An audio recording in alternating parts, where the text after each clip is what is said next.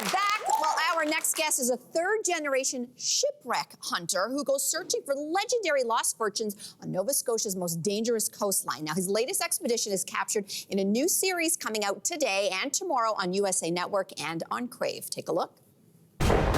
Diving in these waters is like nothing anybody has ever seen.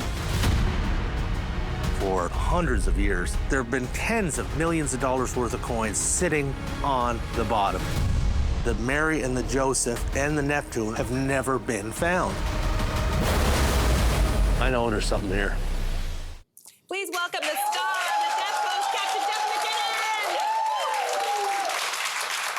Okay, this is an incredibly niche profession, but I understand that you have a real blood connection to it. How did you get into this line of work? Oh, my family's been doing it for a long time. Actually, all the way back to when the MacKinnons were in Scotland. So the MacKinnons were seafaring people, and we kind of developed that into, well, here I am. Wow. Yeah. The story's really fascinating because ship hunting was actually banned in that area for, 10 years or so. So tell us about the restrictions, but then also how you managed to still get the exclusive rights to hunt there. I'm persistent. The act was repealed about 15 years ago, and it was a little short-sighted. It didn't address global warming or those types of issues, or looting from weekend divers. The problem is that somebody might go out on a weekend and find something that could potentially change history, and it'll end up in their basement. It'll never see the light of day. I was very compelling to the province. Over 15 years, I lobbied to get our rights back, and just basically using common sense principles. I worked on shallow water wreck sites that are at the mercy of changing weather patterns and global warming, and again, looting. Mm-hmm. And if we don't recover the material now, it'll be lost forever. Yeah. It's profound to think about how far things can end up drifting and moving. And yet we have this vision of like maybe you going down there and getting stuff and just like, going and like getting money for it. But that's not the way it works.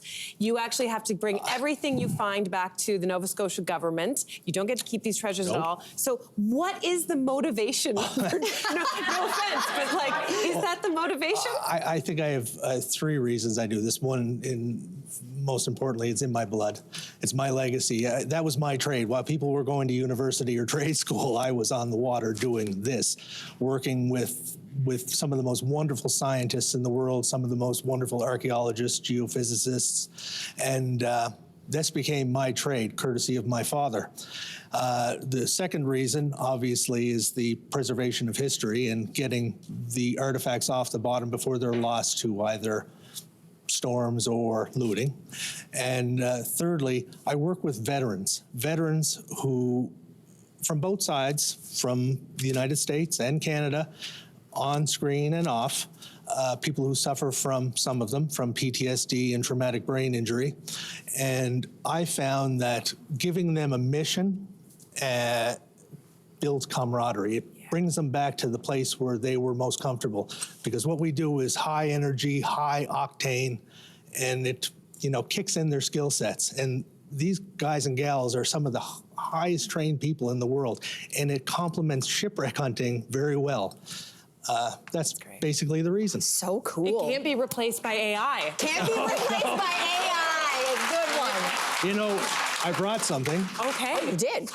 I brought a coin so you could have a look at what we look for. Wow. Oh, wow. Take a look at this. Okay, so Can we see this? we're going to take a look at this. Okay, what's the story with this coin? That is an 8L as a Q. That would have been part of the consignment on the Chameau that was heading to Louisbourg. Now, for those of you who don't know, Louisbourg is a fortress. It was a French fortress in Cape Breton, and they were having a hard time. Most of the people in the fortress hadn't been paid for 3-4 months. People were starving. That money was meant to get to Louisbourg and help take care of that problem. It didn't make it, unfortunately, and in my mind, it changed the whole series of events in the New World. I think that if that money had reached Louisbourg, the French presence in Louisbourg would have been much, much greater, and then things like the Louisiana Purchase probably would have never happened. We might have all been speaking French. Who knows? Do you know what this will be worth? That right there is worth they're priceless. They're priceless. Yeah. So when we go back to the series, what are you looking for in this hunt? Well, I like to go back to the chameau because that's where my father took me first. It's kind of part of me. And half of the material or half of the treasure that was on the chameau was never found. And I really think that with some hard work and good looks, I think we might find it. So, Well, Captain Jeff, thank you so much for bringing us aboard. Very cool. We're going to stay in touch. We want to let everybody watching know that The Death Coast comes out tonight on USA Network, and it streams on Crave tomorrow. It is going to be one heck of a ride, so we certainly hope that you tune in. Hey, you, come a bit closer. We've got so many more must-see interviews, spicy debates, lifestyle tips, and pop culture moments. So subscribe to our channel by tapping the logo below and don't miss out.